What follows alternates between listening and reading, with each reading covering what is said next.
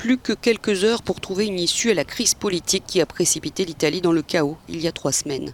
Une course contre la montre s'est engagée. Tous les regards sont tournés vers les discussions entre le mouvement 5 étoiles et le Parti démocrate qui ont décidé de se revoir après des pourparlers nocturnes assez houleux. Conflit de personnalité, ambition personnelle, si un programme commun se dégage, la formation du gouvernement est complexe entre le Parti démocrate et le mouvement 5 étoiles. Mais le climat est positif et les deux mouvements se veulent optimistes. Le Parti démocrate aurait levé son veto à une reconduction du Premier ministre sortant, Giuseppe Conte. Le mouvement 5 étoiles, qui le soutient férocement, attendrait un oui formel. Ces derniers jours, Conte a reçu un soutien inattendu du président du Conseil européen, Donald Tusk, et des États-Unis, Donald Trump. Mais selon les médias, le Parti démocrate aurait demandé des contreparties en échange de cette reconduction. Il voudrait plusieurs ministères, comme l'économie, la sécurité et les affaires étrangères.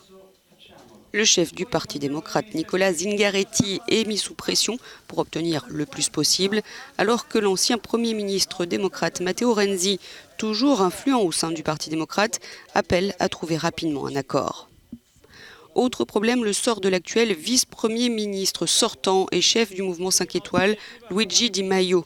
Les rumeurs selon lesquelles il voudrait conserver son poste de vice-premier ministre et prendre le ministère de l'Intérieur qu'occupait Matteo Salvini de la Ligue ont conduit à une impasse dans les négociations. Mais depuis, le mouvement 5 étoiles a démenti.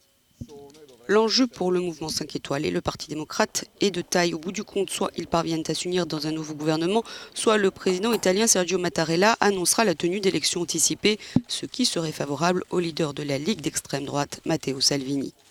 Mais le président voudrait les éviter, ces élections. Il veut une issue rapide, arguant qu'il y a des décisions urgentes à prendre, notamment concernant le vote du budget 2020 et la nomination du commissaire italien européen.